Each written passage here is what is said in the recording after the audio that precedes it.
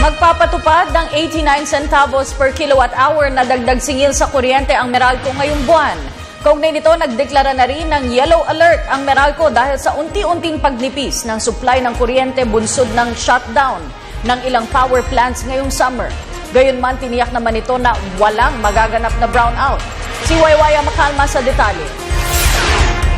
Ngayong panahon ng tag-init, idineklara ng Manila Electric Company o Meralco ang yellow alert. Ibig sabihin ang supply ng kuryente ay ninipis sa mga susunod na araw. Dahilan ito sa pagkakaroon ng problema sa 7 major power plants sa Luzon.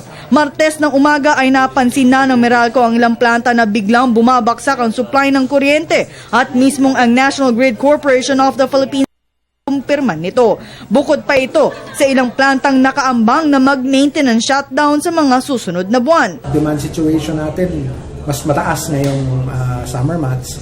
Yung supply naman medyo may konti tayong concern doon in terms of the availability of supply. Although sa ngayon, bagamat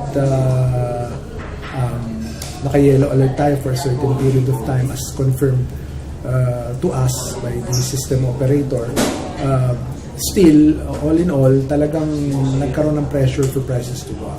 Ngayong buwan ng Abril ay magtataas ng 89 centavos per kilowatt hour ang Meralco. Sanhi ito ng pagtaas ng 69 centavos ng kanilang generation charge. Gayon din ang pagtaas ng pagkonsumo ng kuryente simula ngayong buwan.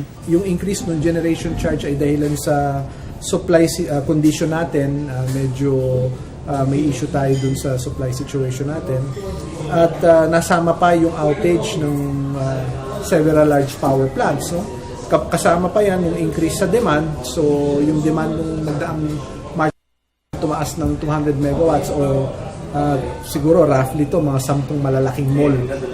So normally pag tumataas yung demand at medyo may issue tayo sa supply, yung presyo sa wholesale electricity spot market na pinagkukunan din namin ay tumaas. So kaya nag-reflect itong increase na ito.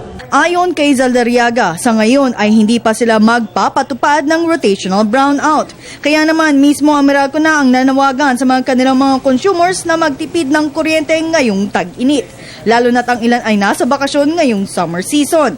Sa pagpatay ng mga ilaw kung hindi ginagamit, pagtanggal ng mga appliances sa mga saksakan ay malaki na ang maititipid at maitutulong sa lipunan. Para sa Telebisyon ng Bayan, Waywaya Macalma.